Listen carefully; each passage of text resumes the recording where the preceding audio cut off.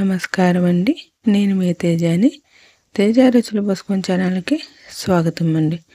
ఈరోజు మనం క్రిస్పీగా, క్రంచీగా, టేస్టీగా ఉండే మిల్ మేకర్తో 65 అవునండి. Meal maker pakodi, meal maker curries, ఇలా మిల్ మేకర్ని చాలా విధాలుగా చేస్తుంటారు. కానీ మిల్ మేకర్ 65 ఎప్పుడైనా ట్రై చేశారా? అవునండి. ఈవినింగ్ స్నాక్గా చాలా పర్ఫెక్ట్గా, చాలా బాగుంటుందండి.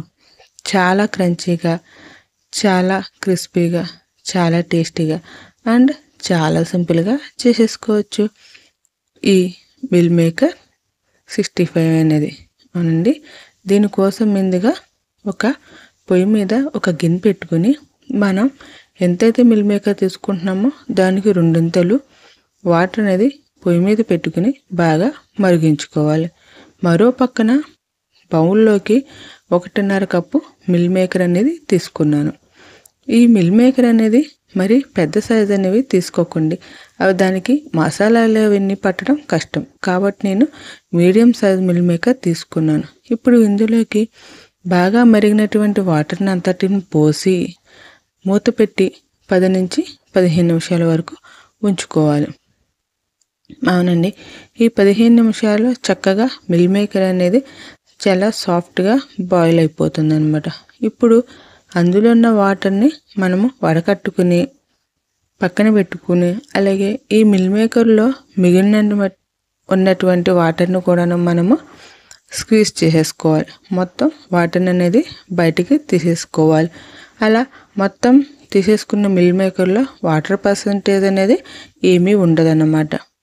అలా వాటర్ తీసేసుకున్న మిల్ మేకర్ని మళ్ళీ ఒక బౌల్లోకి వేసుకోవాలి. దీంట్లోనే మనము మిగిలిన మసాలా అంతా పట్టించుకుంటాం అన్నమాట. ఇప్పుడు ఇందులోకి 1.5 టీ స్పూను కారం అనేది వేసుకున్నాను. రుచికి తగ్గ సాల్ట్, అలాగే 1 టీ స్పూను అల్లం వెల్లుల్లి పేస్ట్ ఫ్రెష్గా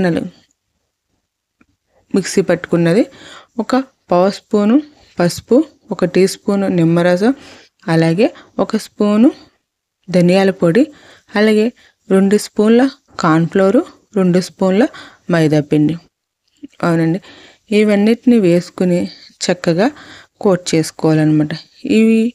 ఈ వేసిన పొడులన్నీ ఈ మిల్ మేకర్కి చక్కగా పట్టేలా కలుపుకున్న తర్వాత ఒక గ్లాసులోకి వాటర్ తీసుకుని కొద్దిగా వాటర్ అనేది వేసుకుని ఈ మసాలా మొత్తం మిల్ మేకర్కి బాగా పట్టేలాగా కలుపుకోవాలి. మీకు ఇక్కడ ఒకవేళ పొరపాటున కనుక వాటర్ అనేది కాస్త ఎక్కువైతే కనుక మరలా 1 టీ స్పూను పట్టేంత వరకు కార్న్ఫ్లోర్ అనేది యాడ్ చేసుకోవచ్చు.